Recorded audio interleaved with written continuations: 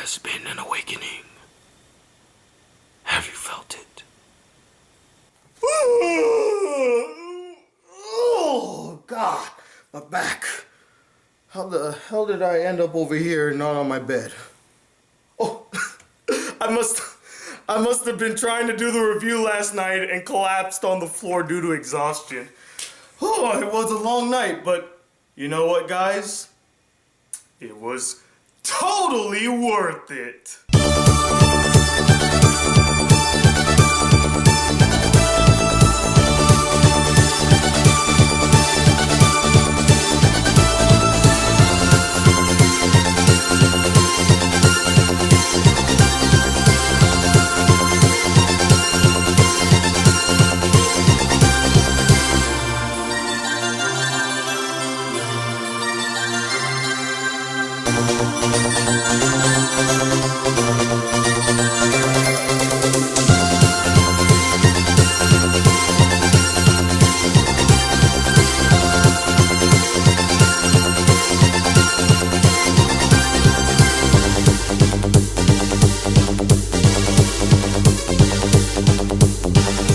Black Critic Guy, and I am finally here to review the most anticipated film of 2015, Star Wars Episode VII, The Force Awakens. Now, saying this film was hyped up to the max, surprisingly, is a huge understatement. There is no word in the English language that could fully describe how much people were really looking forward to The Force Awakens. And before beginning this review, I have to give huge props to both J.J. Abrams' team and the Disney marketing team for doing such a phenomenal job at marketing and promoting this film. They gave us just the right amount to pique our interest and get us super excited to see the film without giving away major plot details, plot points, or even spoiling the movie right in the trailer. Terminator Genesis, I'm looking at you. As I was going into this film, based on the trailers I've already seen,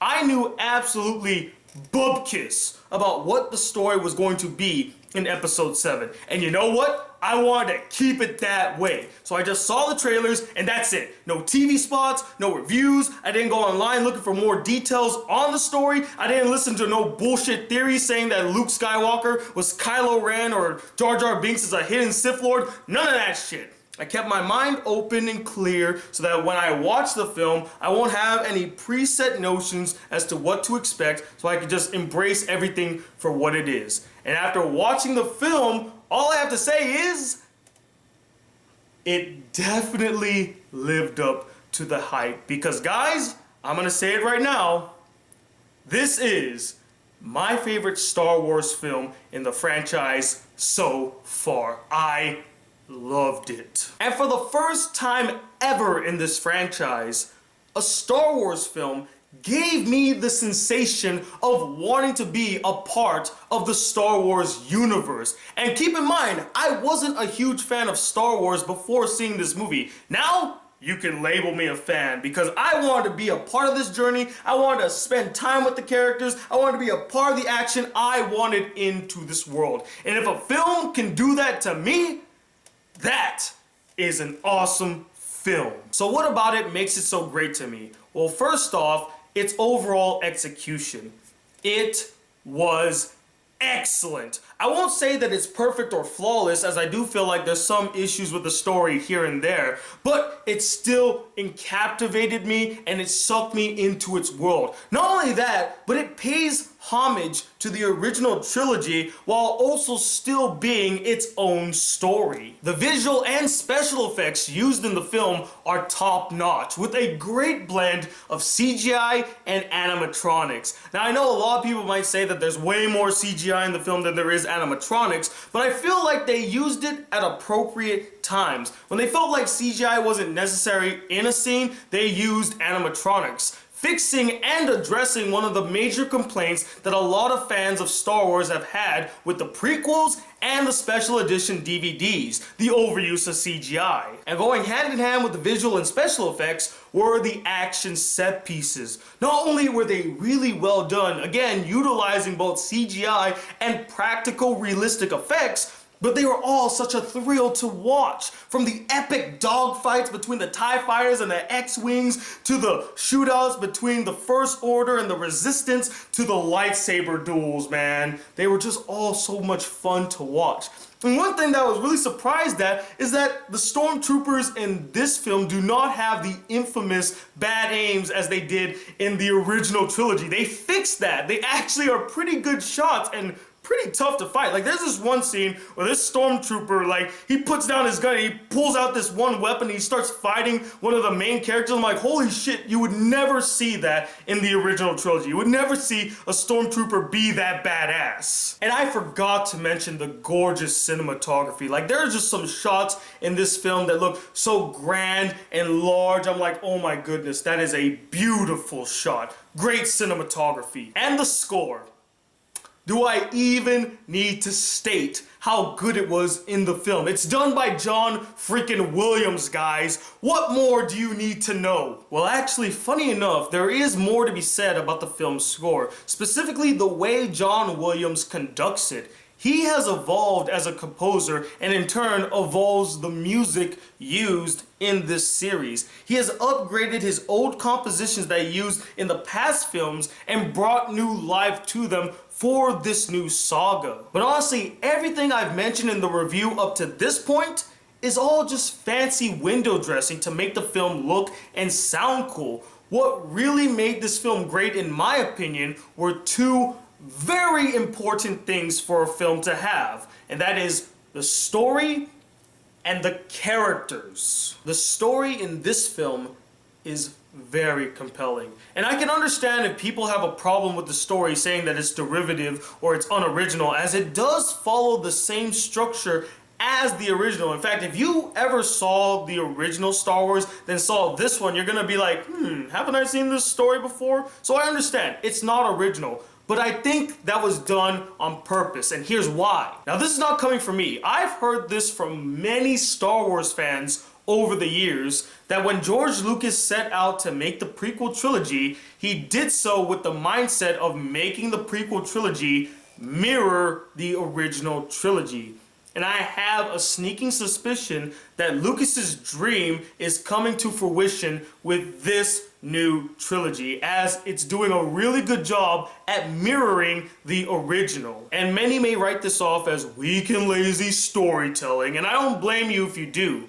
But to me, I see it as a devoted fan, which J.J. Abrams stated he is, fulfilling the wishes and desire of the man who created this great universe and inspired him to be a filmmaker. But even though the film's story has a similar structure to the original, it approaches it from a different direction. First off, the main story does not entirely focus on the original characters. They serve as secondary characters in the story, helping out the new characters who take center stage. Secondly, the two leads of the story are a female character and a black character, besides the stereotypical white male character. I try my best to avoid bringing up race and gender in my reviews, especially for a Star Wars review. It's a very touchy and controversial topic that leads to drawn out and heated discussions in the comment section that's no fun for anybody.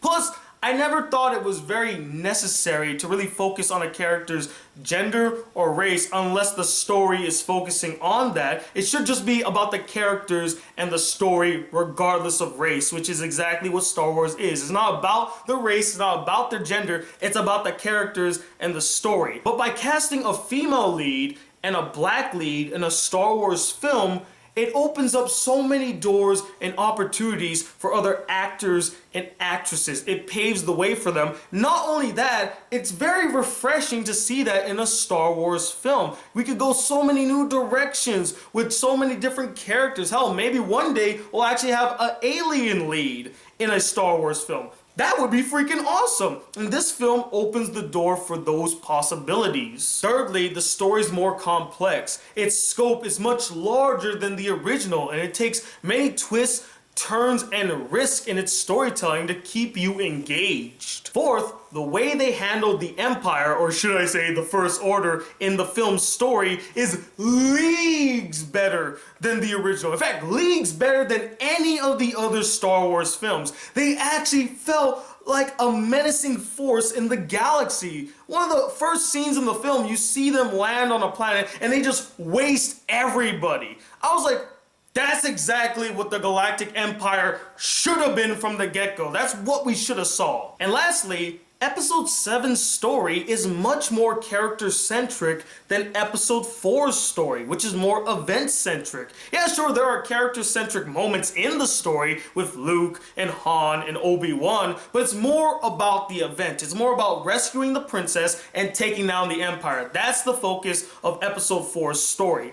Episode 7's story, the characters are center stage. It's all about the characters and their journey, their conflicts, the things they deal with. And me personally, I radiate more to character-centric stories than event-centric stories, and that's why I love the story in Episode 7. Not to mention, the story still kept the spirit of creativity, fun, and adventure that we felt in the original trilogy. And since I brought up the characters, all of them, from the First Order to the Resistance, were great and memorable, with every actor and actress giving it their all and then some. There are some really great performances in this film. I was thoroughly surprised and delighted by how much I liked the new additions to this franchise. They were likable, they were memorable, they were charming, they had wit and charisma, they had great chemistry, they were very well developed, and they were overall interesting. I want to learn more about them.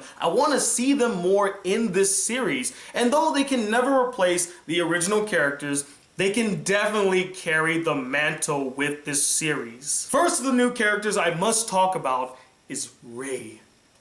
The first time I saw this character, I fell head over heels in love, not only with the character, but the actress who portrays her. Daisy Ridley is now my new celebrity crush.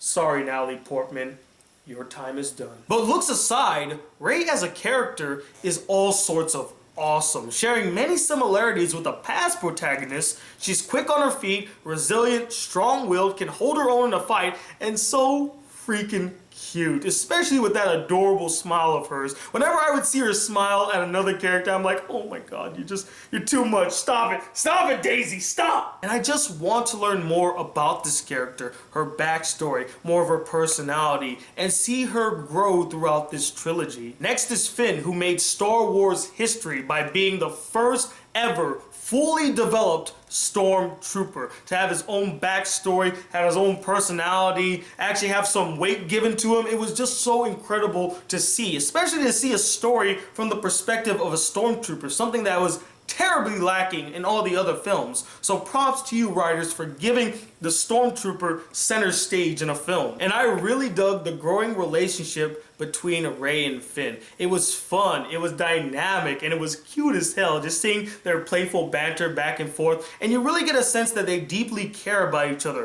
Whether it's in a romantic way or in a friend way, it's just really strong. And I would love to see what direction they'll take their relationship in the future. And real quick, I gotta touch upon this little droid right here, BB-8. Now, when I first saw him in the trailers, I thought I was going to hate him. Like, he's going to be this forced comic relief robot sidekick character that tags along with the main characters, and he's only there to be silly and whimsical, and the kid's going to love him. And he's going to try to replace R2-D2 as the main droid of the series, and I'm like, no! No one can replace R2-D2. You sit the hell down, you soccer ball robot, whatever you are. I'm going to hate you the minute that I see you. But as I was watching the film, guys, I fell for his charm. I love BB-8. He stole every single scene he was in. And for a droid, they gave him so much personality. I was so surprised. He was so much fun. I love the character. And the last new addition to the cast I want to talk about is, of course, the main antagonist of the movie, Kylo Ren. When you first see this character, he just radiates this menacing vibe. And there's one thing that he does at the beginning of this film that made my mouth drop and make me say, holy shit. I said that out loud in my theater. I'm like, holy shit, did he just do... I have never seen a Sith Lord do something like that. That is fucking incredible. That, holy shit, Kylo Ren, take a bow. That's awesome. Take my, where's my wallet? Take my money. Take my money. What he did was beyond awesome and terrifying. Like, this was a really great antagonist. Not only is the character badass, not only is he freaking menacing as hell, but he's also a really fleshed out villain that's so multi-layered. There's so many dimensions with this character that makes him so damn interesting and enthralling. I, for one, cannot wait to see episode 8 so I can learn more about his backstory and what made him turn to the dark side. And now let's touch upon the old cast. They were great in the movie as well, and they fit seamlessly right back into the roles, as if they never stopped being the characters. And Han Solo gets a lot of focus and depth given to him in this film, all for a good reason, and I really appreciate that the film did this, as it made him more than just the badass smuggler we've come to know and love. It made him a much more three-dimensional character. And out of everyone in the cast, both old and new, Harrison Ford gave the best performance in this film. It was full of so much wit, so much humor, and so much emotion. And for me personally, I don't have any major issues with this film that detracted from the experience. Again, I can see if people have some major issues with this film. Maybe you don't like the story, maybe you don't like how some of the characters didn't get a lot of focus and attention, but for me, it was so well done, and it definitely lived up to the hype. And I have to applaud J.J. Abrams, his entire crew, the cast, the people behind the scenes, and Disney themselves for giving us this awesome Star Wars film. And that's why I'm gonna give it a 5 out of 5 stars. I think that it is truly an epic masterpiece, and it is now my favorite Star Wars film of all time. But as always, what did you guys think of this film? Did you absolutely love and adore it as much as I did? Or did you find it really boring and a huge letdown? You're so damn disappointed. And let me know, who is your favorite new character in the Star Wars series? Comment below, let me know. And yes, before any of you ask, I will be doing a spoiler review for Star Wars Episode 7, The Force Awakens. It'll come out tomorrow at 5 p.m. Eastern Standard Time. Until then, guys, if you'd like to see more videos on this channel, be a part of the Black Critic crew, please hit that subscribe button below. Like this video if you really enjoyed it. And I'm Tony Watt II, the Black Critic Guy. Till then, peace, YouTube.